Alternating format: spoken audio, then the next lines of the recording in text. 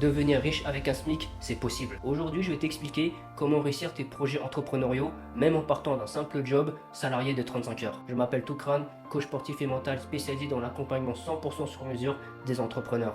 Contrairement à ce que beaucoup pensent, être salarié peut être l'un des meilleurs points de départ pour démarrer, pour réussir dans le business. Le problème, c'est que la majorité des gens ne le réalisent pas parce qu'ils se font littéralement exploiter, mal orientés ou endormir par leur patron. Si ton job actuel n'est pas une planque, un tremplin ou une vache à lait, il est peut-être temps de réfléchir sérieusement à ton avenir parce que là, tu perds ton temps. Prenons un exemple concret. Agent de sécurité la nuit, un métier qui est souvent méprisé et sous-estimé, mais idéal. Plutôt que de tuer le temps devant des séries et des films, tu peux te mettre à écouter des livres audio, lire des livres, faire des formations en ligne, bosser sur son téléphone. Et finalement, ce job d'agent de sécurité de nuit, c'est la bonne planque. Tu transformes ton temps libre en formation, puis en projet, puis en business. Mais ce n'est pas réservé au poste calme. Un emploi de commerçant par exemple peut aussi être un tremplin. Tu apprends à vendre, à avoir le bon état d'esprit, les bonnes relations et une vision long terme du business. Alors pose-toi la question, ton job actuel là, c'est quoi pour toi? Une galère?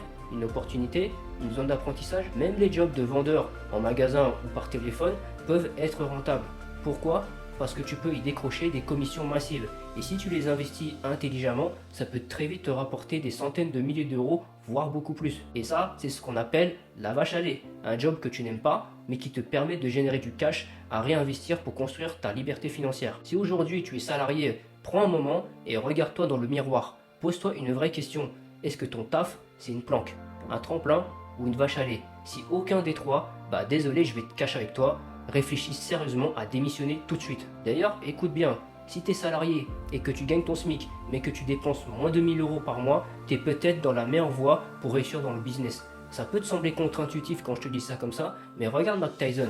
Il a gagné plus de 300 millions dans sa carrière, et alors qu'aujourd'hui, pourtant, il est endetté de 23 millions. Donc si aujourd'hui, tu as zéro sur ton compte bancaire, tu es officiellement 23 millions plus riche que Mike Tyson. Donc moralité, quand tu as peu d'argent, tu dois apprendre à être plus malin. Dépense moins que tes potes qui bossent, prends un mini appart, mange simple, porte les mêmes fringues. Ne dépasse jamais 1000 euros de dépenses par mois et je peux te dire que c'est pas aussi dur qu'on le croit. Tu as YouTube, des formations, des podcasts, tout est dans ton téléphone. Tes dépenses obligatoires, logement, nourriture, transport, ok, mais le reste c'est optionnel. Et si en plus tu es jeune et que tu habites encore chez tes parents, alors là, tu as une autoroute devant toi. Le moindre euro que tu économises aujourd'hui, il peut changer ta vie demain. Mais avant de parler de ce que tu peux faire avec l'argent que tu mets de côté, il faut comprendre une chose essentielle. L'argent, c'est comme un enfant de 8 ans dans un centre commercial. Si tu ne le surveilles pas de près, tu vas le perdre. Tu dois savoir combien tu gagnes, quand ça tombe, où ça part et surtout comment tu dépenses au centime près. Parce que si tu ne fais pas attention, ton argent va se barrer dans des bêtises sans que tu t'en rendes compte. Et puis deuxième règle, occupe ton argent. Un enfant qui s'ennuie par exemple, il se perd. Ton argent, c'est pareil. S'il reste inactif sur ton compte, il va se perdre. Ta mission, c'est de le faire bosser, c'est de l'éduquer, c'est de l'investir. Alors oui, tu auras des hauts et des bas, mais si tu fais ça longtemps, l'argent s'accumulera jusqu'à exploser. Donc en conclusion, sois stratégique avec ton job, sois intelligent avec ton argent.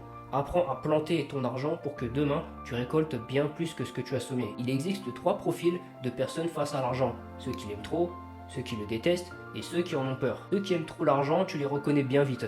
Ils rêvent de lambeaux, de jets privés, de vêtements de marque, une vie de luxe immédiate. Mais le problème, c'est qu'ils veulent tout trop vite en faisant le moins d'efforts. Résultat, ils lancent des business bidons. Ils mentent à leurs clients, ils dépensent tout dès que ça commence à rentrer. Et au final, ils se plantent. À force de vouloir briller trop tôt et en cherchant toujours la facilité, ils sabotent tout. Il y a aussi ceux qui détestent l'argent. Eux pensent que l'argent c'est sale, qu'être riche c'est être un connard. Ils se sentent au-dessus de ça. Et du coup, ils ne sont pas ambitieux. Ils se contentent d'un salaire trop bas par rapport à leurs compétences. Ils refusent d'investir et ils passent leur vie à penser que l'ambition financière, c'est mal. Et le hic dans tout ça, c'est qu'ils réalisent beaucoup trop tard qu'ils avaient tort. Et enfin, il y a ceux qui ont peur de l'argent. Ceux-là ont peur de perdre ce qu'ils gagnent. Ils refusent d'investir, ils veulent tout garder au chaud. Pas de risque, pas d'évolution. Ils n'investissent ni dans leur business, ni dans leurs compétences. Et du coup, ils stagnent pendant des années. La solution dans tout ça, zéro émotion. Comme un robot, tu dois voir l'argent comme des points dans un jeu vidéo. Ce n'est ni ton ami, ni ton ennemi, c'est juste un outil, un truc qui te permet de débloquer des niveaux dans ta vie. Ne sois ni amoureux, ni effrayé, ni dégoûté par lui. Tu dois aussi comprendre qu'une entreprise, c'est une michto. Quand tout va bien, elle t'aime. Quand ça va mal, elle te quitte et te remplace dans le moindre état d'âme. Peu importe ta loyauté, ton ancienneté ou ta performance, si elle peut te payer en dessous du marché, elle le fera avec le sourire. On n'est pas dans un monde de bisounours, c'est la réalité. Et pourtant, la plus grosse erreur des salariés, c'est d'être trop loyaux à leur employeur. Et à cause de ça, ils se font exploiter pendant des années. Donc ce que tu dois faire, même si tu n'aimes pas ton job, considère chaque année tes options. Cherche toujours un job qui est mieux payé. Regarde un job qui t'intéresse mieux au niveau des horaires et par rapport à ton équilibre de ta vie privée à ta vie pro. Et même si tu ne changes pas, ça te donne du pouvoir pour négocier tes conditions de travail. Parce qu'à chaque fois que tu gagnes un peu plus, tu évolues, tu avances. Et si tu fais ça chaque année, tes petits gains deviennent une énorme différence.